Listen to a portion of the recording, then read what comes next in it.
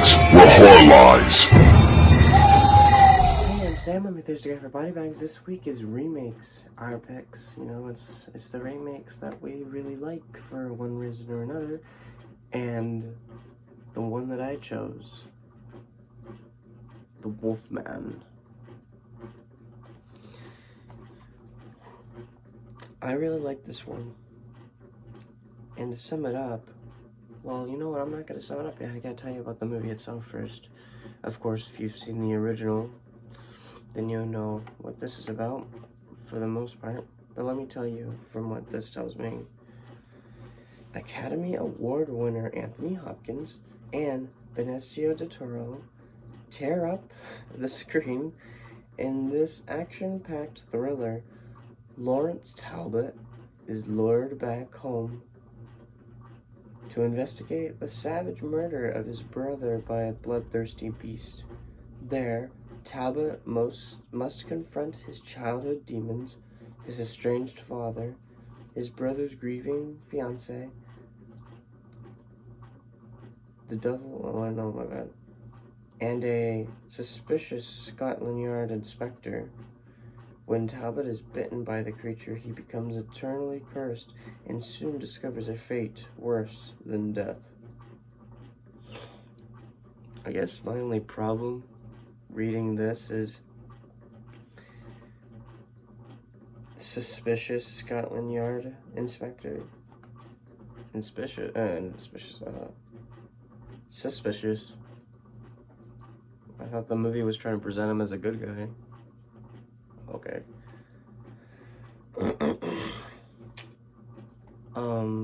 So why is this movie my favorite, or at least one of my favorites? Although I would probably say it's my favorite remake out there that I've seen. Now, given, to be fair, I have seen other remakes, or I've heard about other remakes, then I understand the concept of the movie. For example, I've seen the 80s Invasion of the Body Snatchers remake. I've heard and understand concepts of the Fly remake. I would like to watch that sometime, but anyway. So when it's all said and done, this one's my favorite. Why? Because there's a few things I think about when I'm looking at a remake. I either want to find two things. One, it's completely different. Not completely different, my bad, no. I was thinking of something else. No, it's two things, right? One, they take the same kind of idea and approach as the original. So for example, the setting, the characters, the atmosphere, I suppose, but more of the, what's like, about the movie, right? So the comparisons between the two is Lawrence Talbot has to go back home because his brother's dead. Now, in the original, it's a bit different. In the original, the original werewolf's also a bit different too. Which is similar things. And it's like, can you make a good story out of maybe the new things that you change? Or you make it exactly shot by shot, frame by frame, the exact same movie, but just different characters, different actors,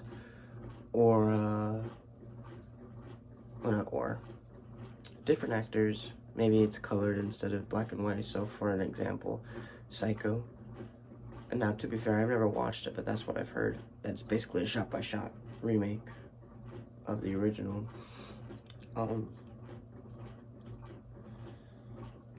So I guess spoiler time.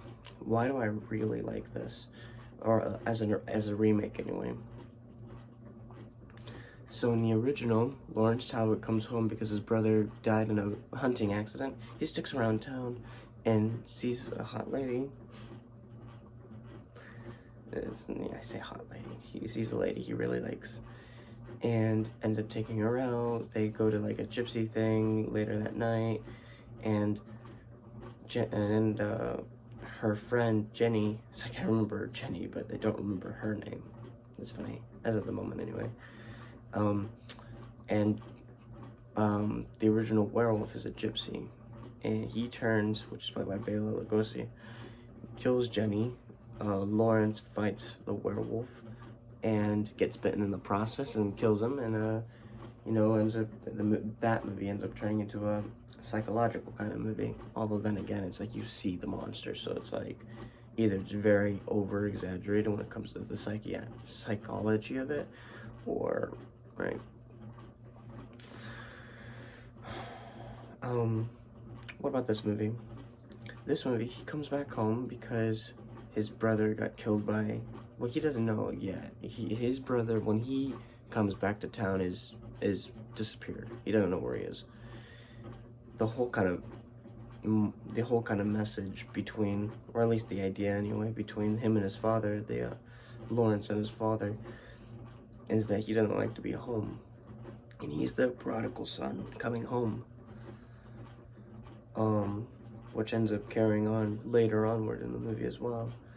He comes home, and when he does come home, he realizes that, hey, my brother got killed by some unnatural thing, or maybe a beast, or a madman, or, it's not a normal way to die.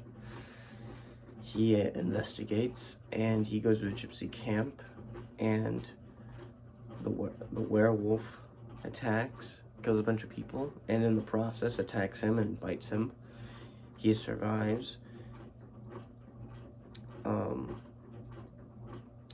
after a process, probably a month or two, gets better, and it seems as though nothing had happened, and he ends up turning and killing some people, and the morning after, he gets captured, and he gets sent off to a psych ward, or, a psychological place.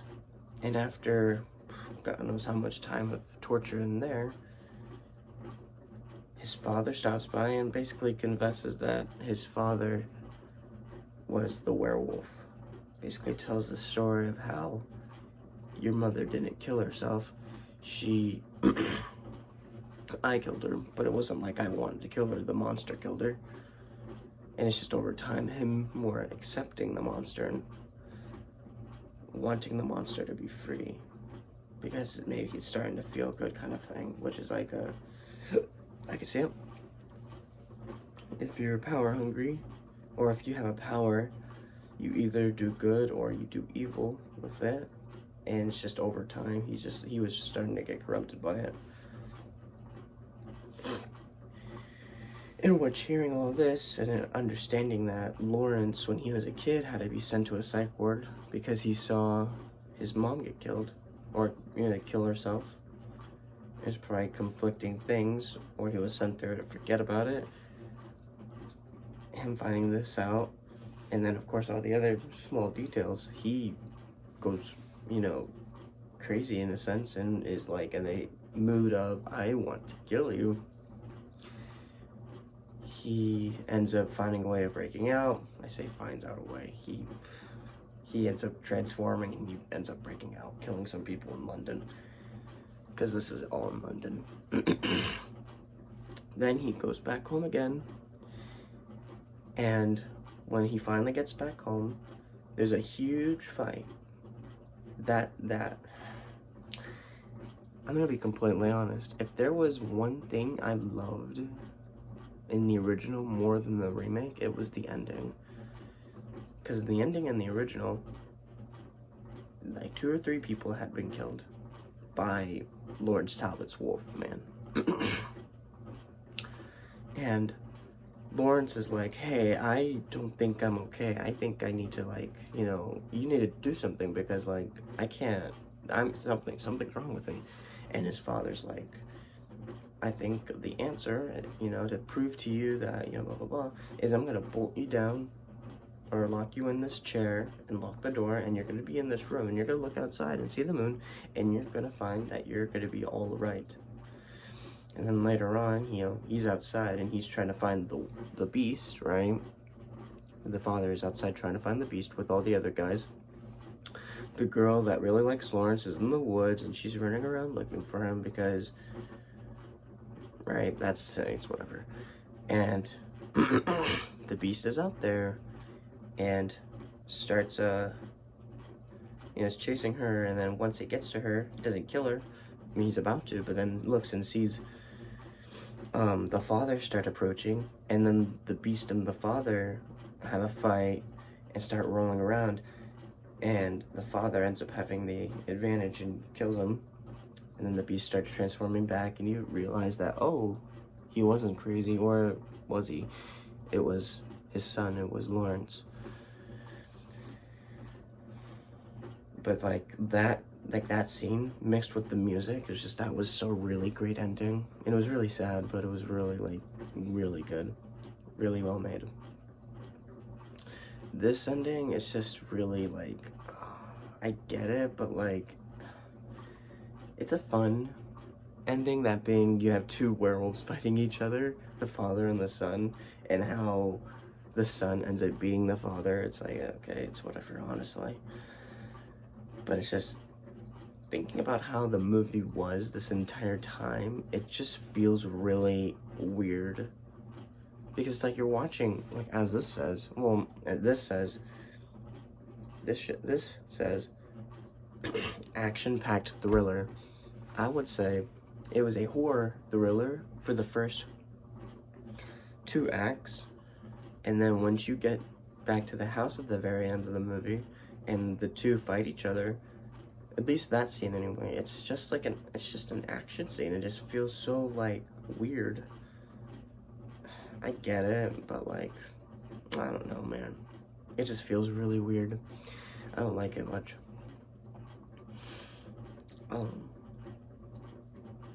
And then the werewolf ends up chasing Emily Blunt's character, because she's there. She's trying to help Lawrence. The inspector is also there, and Emily runs away. The inspector and the Wolfman fight a bit. This is after the fight. The son ends up winning it. While the inspector and the Wolfman are fighting, the Wolfman bites the inspector, and then after seeing that the inspector is like I just swipe my hand, he's dead kind of state, he looks and sees out the window that Emily Blunt's running through the woods, and so he jumps through the window and starts chasing after her. And then once he gets to her, he's about to kill her, but like, she's like, you know me, I know you're in there, blah blah blah, and like, there's like a state where he's just like dazed, and he can't, like, or not can't, but well, maybe he can't. It's quite the Beauty and the Beast moment, you know, from like King Kong, right? It wasn't the planes that killed him, it was Beauty that killed the Beast, right? And after that moment, you know, the Wolfman turns around and sees all, like, the villagers in the woods starting to come their way, and she gets the pistol out ready, and then once the werewolf turns back around and then it's about to kill her, she shoots him with the silver bullet, and then boom, he's dead. Changes back, has like a small moment of like, thank you for, you know, killing me, and then he dies. And then once he's dead, they're all there, and then there's the inspector, and, you know, everyone's kind of looking at him, and then they all look up, including him, and see the moon, and then that's the end of the movie. It's like, oh, I can't wait for the sequel.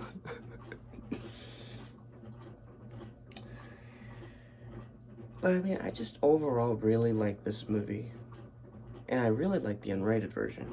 But if you watch the theatrical in black and white, I think you're gonna like it more than you think.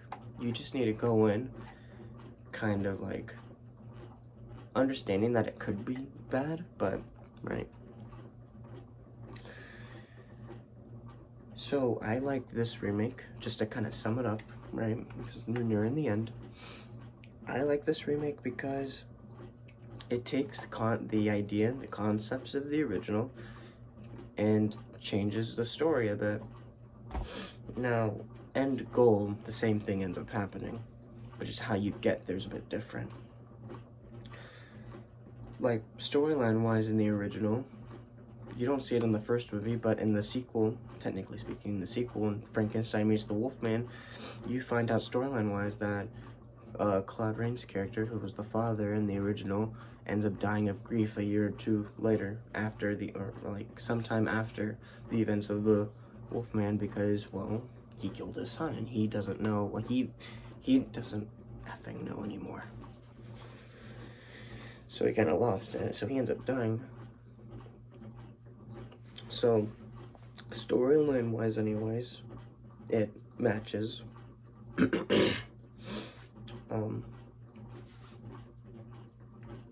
It's just, you know, different ways of getting there. Now, people, whenever I talk about this movie, people act and say that, like, Anthony Hopkins in this movie seems like he's, like, he doesn't want to be there. But, like, I thought that was just, like, the character. I always kind of thought that was the character, though, because the character was always, like, this weird, like, you know, he has secrets, but he's just, like, an awkward guy to kind of be around, especially if you watch the unrated version. He seems more like an awkward guy until you finally see and understand who he is. Then you're like, okay, it makes a little more sense now. But it's like, they always kind of use that as, like, a bash against the movie, but I'm like, that's the movie. That's his character. Maybe he doesn't. Maybe he didn't like being in the movie. In which case, I would kind of understand. But, you know, I don't know. I thought he did a good job. I thought all the actors did a pretty good job.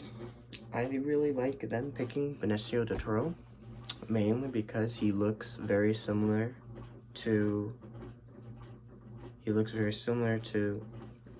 Lon Chaney Jr., but he also looks very similar to, I'd say more similar to, I forget his name, but I reviewed this movie some time ago, the actor that plays the werewolf in Curse of the Werewolf, the old, like, 60s, 70s movie. Those two, and I did, you know, that comparison when I did that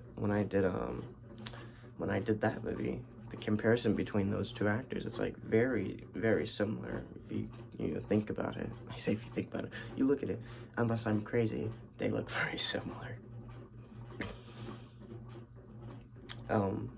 Yeah. I'm Sam. I'm your Thursday for I'm Sam. I'm your Thursday guy for BodyBags. I did the Wolfman for my remake week. Not mine, but, you know, for the remake week. And kind of just funny. Look, it's like previewed. It's like 15.